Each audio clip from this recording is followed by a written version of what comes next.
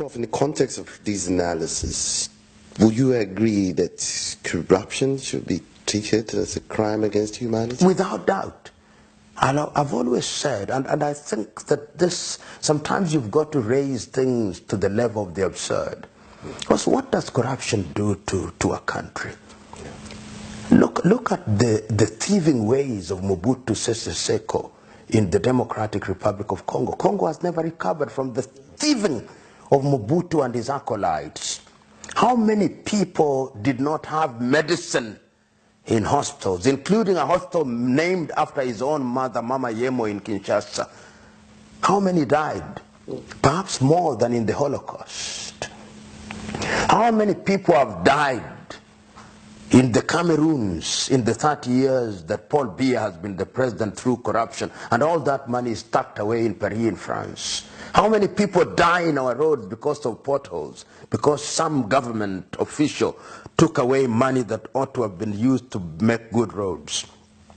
So this is a crime against humanity, for which punishment should be the ultimate punishment. And in China they do exactly that. They come to this part of the world, they corrupt our leaders, but if you are corrupt in China, they'll deal with you firmly, swiftly, and take away your life, so that you are no longer a danger to society.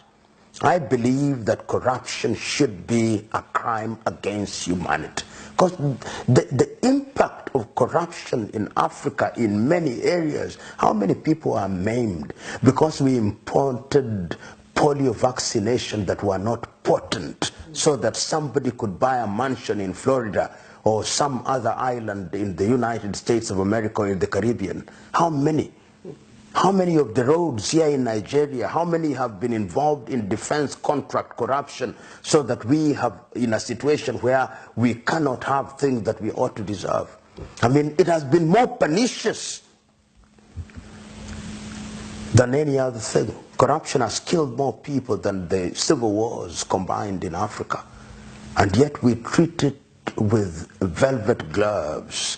We glamorize these individuals. We continue to elect them in office. They bribe us with 500 naira, 500 CDs, 20 kwanza, and we continue to elect them. And then they claim democracy. Look recently during the UN General Assembly in New York, what and how African leaders behaved. They stayed in the most expensive hotels, the world of Astoria, except the Tanzanian delegation.